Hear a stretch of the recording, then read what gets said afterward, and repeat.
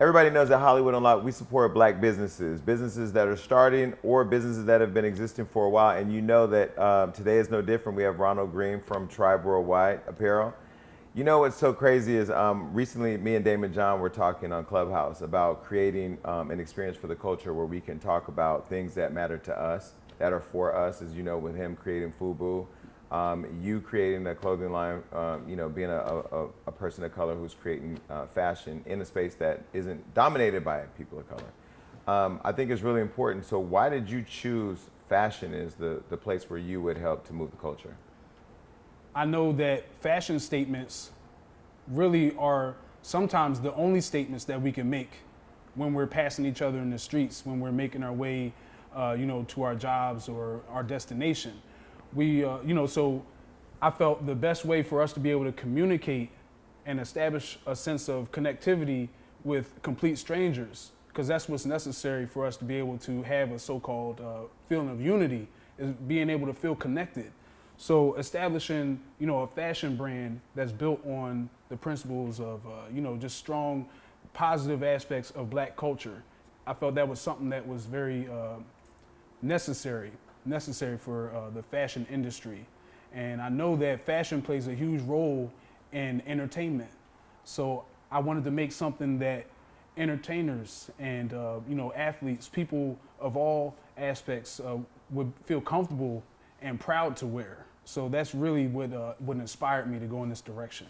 So you're from Philly, right? And Yes. Philly is where this idea was born. Yes. But now Philly's not known for being a fashion city. I know people out there are swagged out, but like where did fashion, how did you get inspired by fashion from Philly and want to take it beyond your city? So, you brought up Damon John, and, I remember being in junior high school, and when I found out about FUBU, it just was so dope to see somebody who looked like me producing something and being unapologetic about the intention for it. This is for us, by us.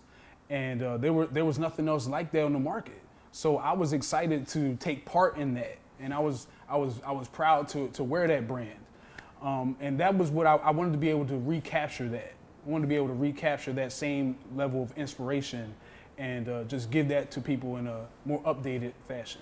Well, why do you, I know we have like Virgil with Off-White. We have my friend Jerry Lorenzo Yes. with his brand, Fear of God. We are the culture and we drive it. We say what's hot, what's not. Why do you think there aren't more people that get behind all of the black designers that are out there, since we are creating it and it is for us, by us? I see that a lot of our culture is just, we're driven by how much things cost. Like, we like to be able to say that this t-shirt cost me $300, $400. And the reality is a lot of the up and coming brands, startup brands, streetwear brands that are owned and operated by minorities, by black people, we just aren't able to produce those levels of quality a lot of times. And, I feel that that's really what my inspiration and my drive, that's where my drive comes from, is I want to be able to give people something that they feel comfortable and proud wearing. I want to give you something that's quality and that you can put your hard-earned money into and know that this is a product that will last you.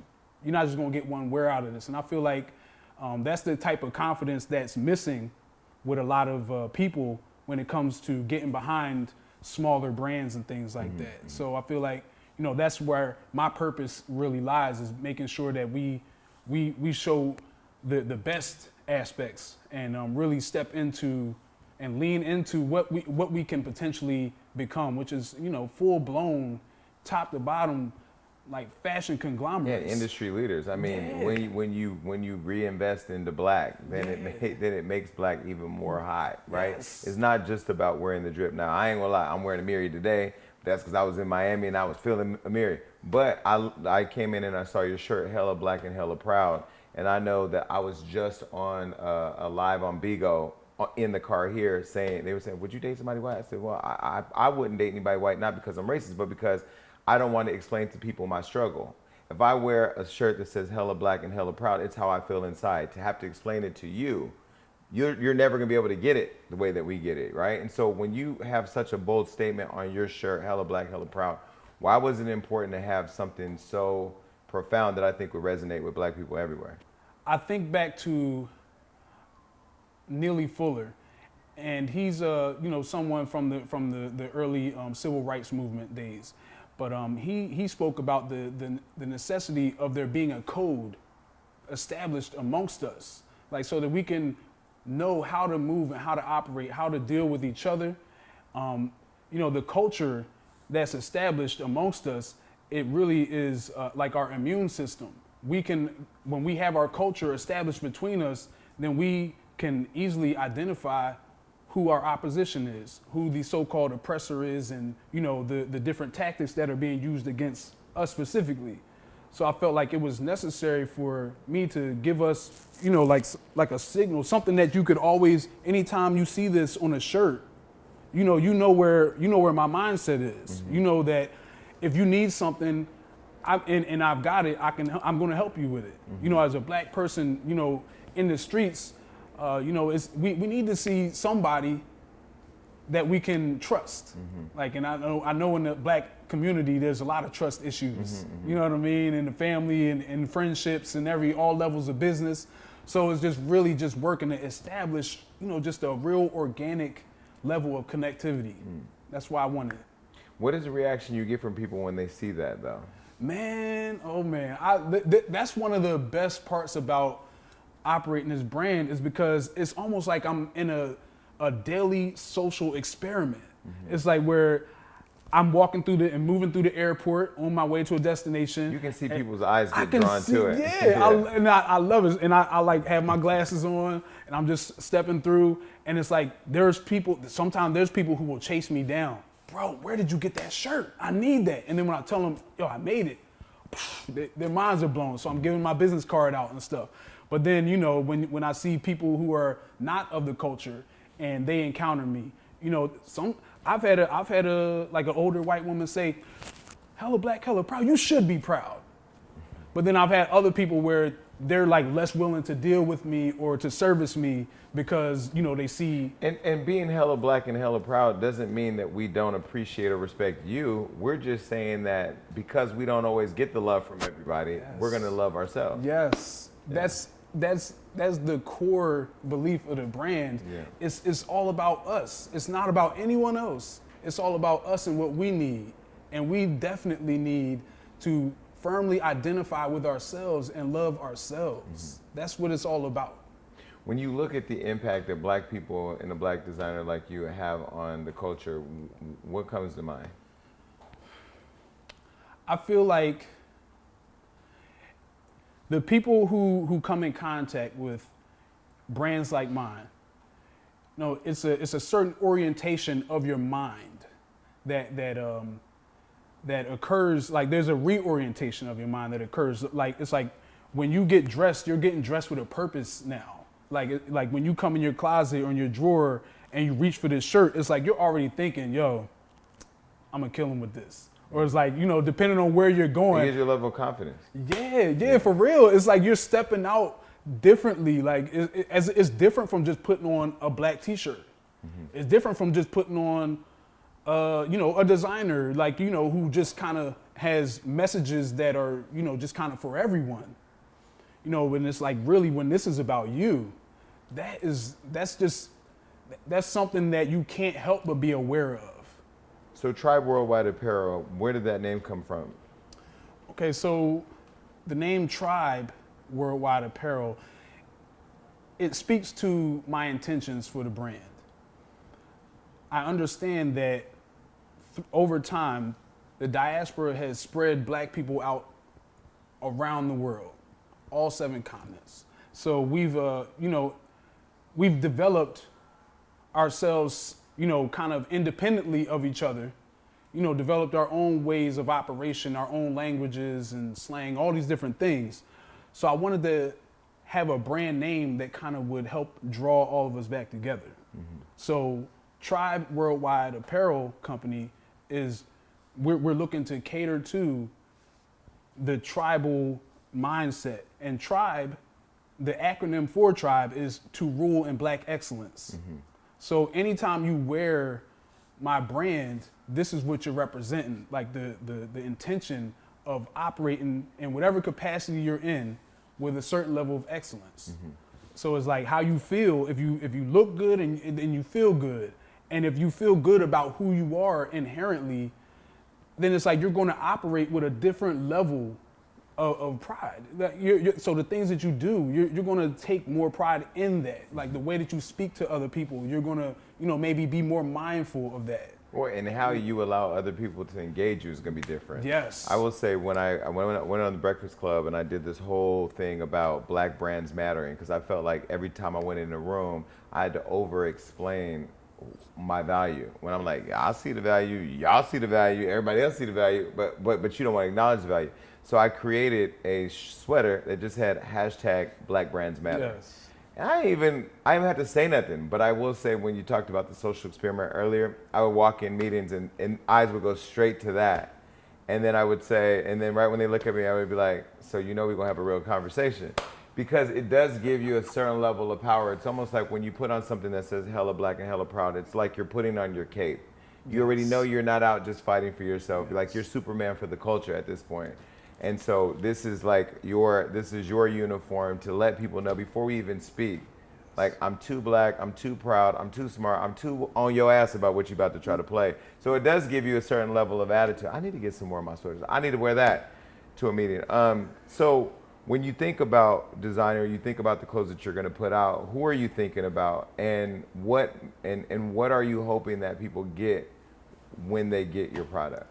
So, I feel like, obviously there are billions of black people all over the earth, but, in marketing and branding, you got to be able to pinpoint. And what I've been able to do is really just find my niche in it's like the 24 to maybe 45 age range, 24 to 35 age range. Why do you think that is? I feel like because these are the people that are really active in the culture. Like, when there's protests going on, these are the people that are out there on the front lines. When there's any type of social movements that are being started, typically these are like the faces that we're seeing, a lot of time, because these are the people, like right in the mid 20s, early 30 area where I know for myself, that's where I started actually maybe having money for myself, where I could start buying things and, not looking to mom and dad for that. You start getting access to different places. You're traveling more and things like that. So these are the people that you see the world's bigger than your neighborhood. Exactly, yeah. Exactly. So your social, everything starts to expand, and I feel like that's why we've been able to really have success in that area. But these people are, they're passionate about, not just their hopes and dreams and aspirations, but they want to see others do well. And that is really, like the spirit of this brand is just, just all about the positivity, highlighting that and just generating more of it. What's interesting is I've met Virgil and I know Jerry, and Jerry's very humble, Virgil's not. You seem very humble. How important is it for you to stay humble and to stay personable? Because I feel like we live in a world where there's a lot of cockiness, a lot of ego. People get money, then they get off brand because they become uncentered on what why they started. I'm sure Jerry and Virgil started for the same reason. What keeps you humble, and what will keep you humbled in the future? I feel like just in black culture, they're always, people are always saying, we highlight the people who exhibit humility. Like we kind of lift those people up. Oh, look, he's so humble. You know what I mean? So I feel like that was really what's always in the back of my mind, is like just making sure that, my confidence does not spill over into arrogance. There's a time for everything. There's definitely a time to flex. There's definitely a time to flex, for real. And when that time comes, I'm definitely willing to do that. But I understand that there are a lot of people who need to see more. They need to see more of who I am as a person, as opposed to just the me elevating myself because of a few things that I've done or the money I've earned or something like that. It's like, how can I be a benefit to you? How can I, if there's a pathway I can open up for you, if I can share some information with you, I feel like just being a resource to people And wanting to do that is what really makes me stay in a place of humility, because I can't help people if they're turned off by me. I can't. Nobody's going to deal with me if they think I'm an asshole. So Trust me, I get it. I mean, and don't know what day it could be, but in one day a week I'm an asshole. Wait, so all right. So when you say we, is there family involved? So I understand it's not just you. There's family. How does that work? Because my family, we couldn't build a paper box together. How is it that you're able to work with your family? Man, honestly, as I go through life and I meet more and more people like yourself, and we're sharing these stories, I find that it's a rarity for you to be able to build with the people that you grew up with. I kind of, because my family is just so tight knit, I took it, I won't say I took it for granted. I just never realized how rare it was. But I started this brand, by myself, just working with one t-shirt and just making them out of the house, just pressing them up myself. And, as the brand activity began to grow and pick up, it's like my family, they see, okay, you probably could use some help. I see a lot of orders coming in. I'm getting swamped. I got to answer emails myself, all this stuff like that. I got to do the marketing. And so you were a one-man show at first? At first I was just doing it because I felt like it just was necessary. It had to be done. But then you also learn every aspect of your business. I did. You learn where you're messing up. You learn where you can improve. But people don't know, like, building merch and building a fashion brand, it's not easy. Not even though you said there's billions of black people out there, they all ain't looking for us right away. Like, No. you got to go find them and retargeting and all that. So was that a good journey, like in terms of like being a CEO, to learn the whole every aspect of your business? It was. It really was. And I definitely see the value in it. At the time, it's like I'm just doing what I got to do. I'm a hustler, like, so I'm just grinding. But I learned very quickly that I had to switch from the hustle to the business. The hustle wouldn't have gotten me here. I wouldn't be sitting here with you if I remained in hustle mode. So I had to become a business owner, and I had to get my business operation in order, legitimize myself, get the LLC, all these different things. Well, let's talk about that real quick, because this is when I'm on Clubhouse talking to people about the entertainment business or the media business, people are like, oh, you interviewed so-and-so, or you were with Floyd, or you. Yeah, that's a part of it. But behind the veil of all of that glossy stuff is the business, the accountants, the attorneys, the trademarking, the lawsuits, the insurance and all that. So let's speak to the business real quick. Why do you think so many people fail to focus on the business part of building their brand or their company and just focus on the output or the outcome? I feel like it's because you're looking at what everybody else is doing and you're trying to get there as fast as you can. I know their inspirations and their motivation it's in the right place, but they're misguided because they're not studying the business before they get into it. Like, you're literally just trying to take from someone else's example and just hop in the game. But you find out very quickly, if you are moving towards your goals, that you're gonna hit some roadblocks if you don't have your business bank account set up and you're not able to receive payments there and disseminate stuff. You're going to see that you're not able to get access to certain events and certain opportunities if you're not like formulated as an LLC.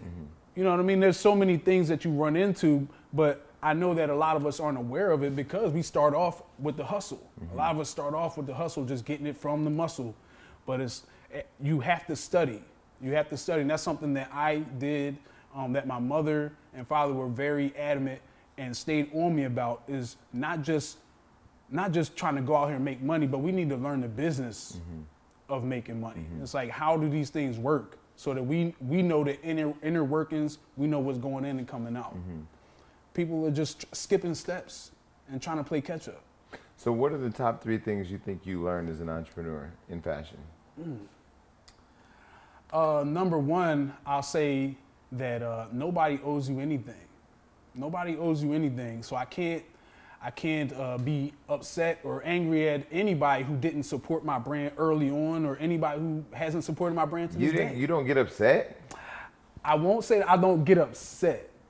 like I am human. So I you know, it's like let me tell you something. I got a list, and y'all know that list is gonna come out in this next book. I got a list.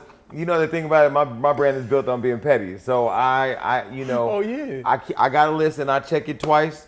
But there is a certain, like, I get what you're saying. Like you just, like, God's favor over you is gonna happen when it's time.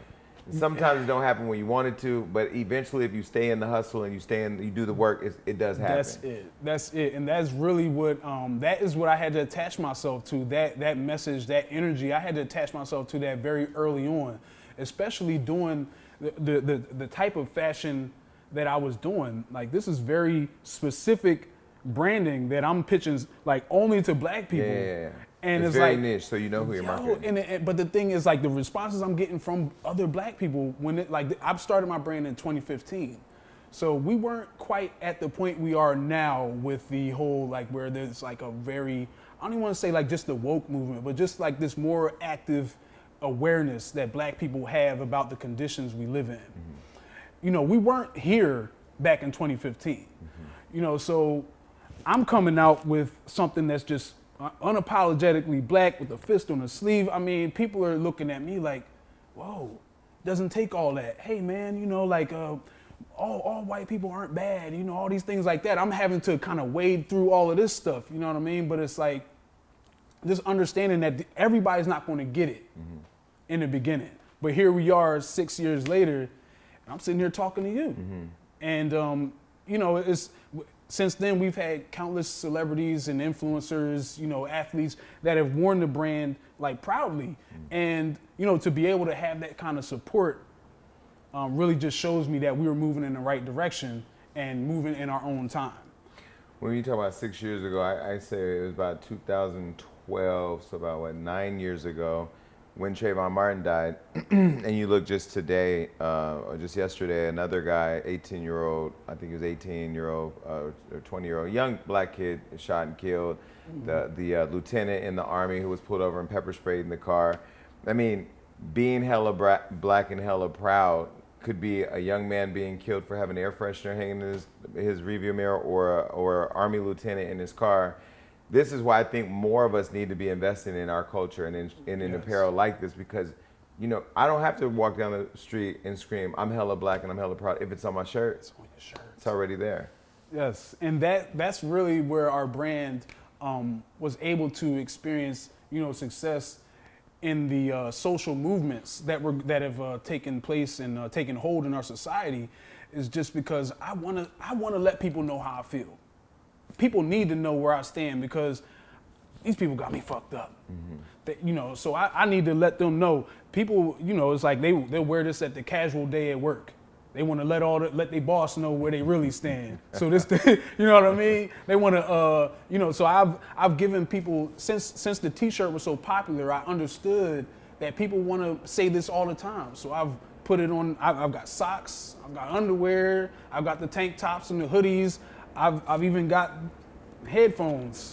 I've got headphones with it on there. So I mean, it's just, even if you're at the gym, on your commute, whatever the case may be, you know, you have the opportunity and the ability to, you know, really let people know how you feel and who you are and what you stand for. So let's speak really quick on how important it is for black people to invest in black businesses, because I know I get a lot of credit for being out there and really pushing and promoting, like, invest in black. And I think at one point the hashtag Black Brands Matter was, I think they thought it was just a hashtag, but I was using that as a speaking point to say, we're more than a hashtag, we have to be actionable. If you're watching this video or you see a clip, you should be going to the website and buying the brand. Even if it's just a pair of socks or if it's the whole thing, you should be supporting, because when you support a black business owner, that person's allowed to continue to inspire other upcoming black entrepreneurs. So how important is it that people buy black? It's infinitely important. It really is. And I look forward to the day when it's just normal. Where it doesn't have to be a thing. Yeah, it doesn't. We don't need a hashtag. We don't need any directives. This is how we do. This is what we do. Like, because if you look at, like, you know, other cultures, that's what they do. If they need something, they have industry set up where they can produce what they need. So it's like, that's where I would want to inspire us to move toward is establishing foundational industry and businesses so that we can really like do for self from the ground up, like really like build like and integrate ourselves vertically, like Nipsey talked about. But man, it's very important just because you know, a brand like myself, we're involved not just in fashion. You know, this is just a conduit like for people to really understand, you know, what we stand for and what we're about. Because my efforts in my community are we're utilizing a lot of the income to fuel those efforts. Like I've opened up an event space in the city of Philadelphia, named Infinity Philly, where I allow people to come and host their meetups, host their events. If there's things that need to take place, charitable events and things like that, people can do it there now. And I did that specifically so that we could have a place. And I know that my intentions are pure. So when people come to me, I can make sure you have a safe, clean place that you can, you know, come and do your thing.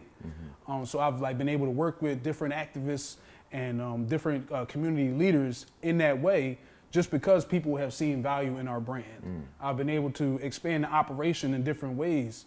You know, we got something coming up later this month, a community wash day where I'm joining forces with a young brother named Adam McNeil, and he is we're going to be completely covering.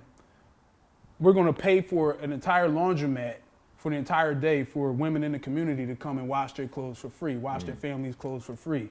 And we're also going to be giving away, you know, feminine products and things of that nature. Just, you know, just finding different ways where we can be a resource and, you know, just give back to the people who have given to us. Was giving back always a part of the idea in creating Tribe Apparel? My father was always big on that. And my father's still big on that. He's always, you know, just guiding me in that direction. It's like, you got to give back. You got to give back to the people. Because if you don't show gratitude in that way, then how do you expect like what you've been given to continue to grow?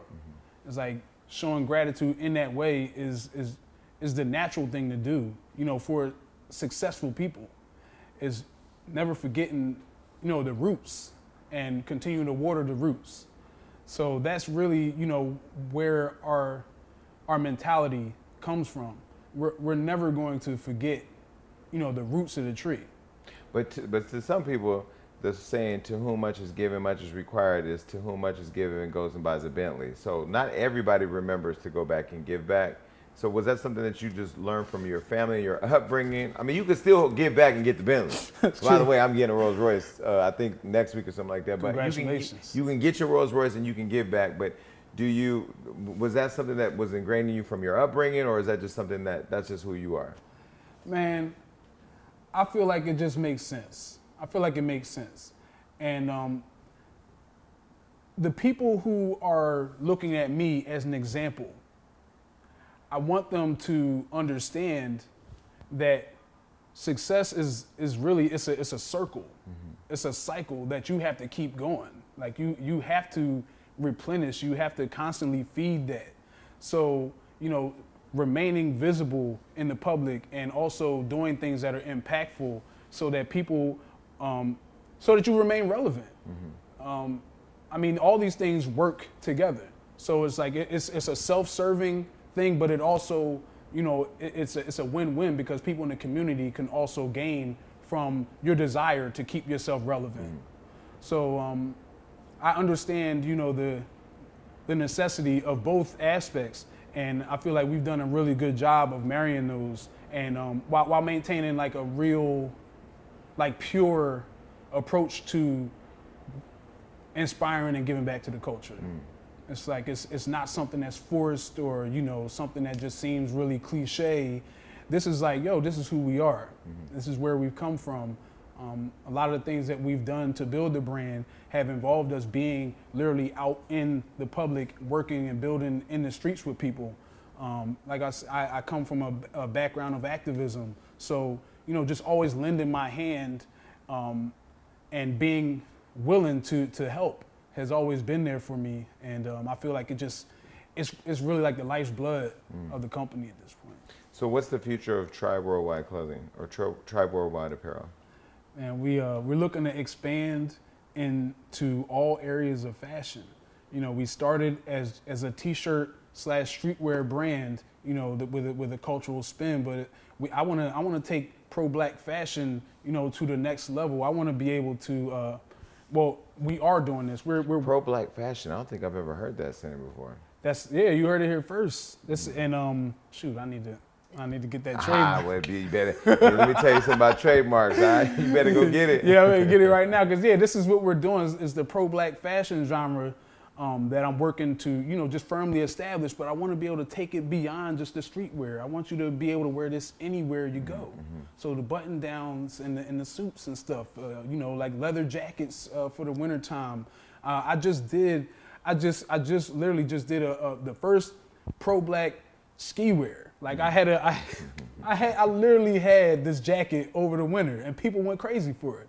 But you know, so that's where I want to take it, but also taking the brand into the cryptocurrency realm and you know, just getting involved with the NFT artwork movement that's going on.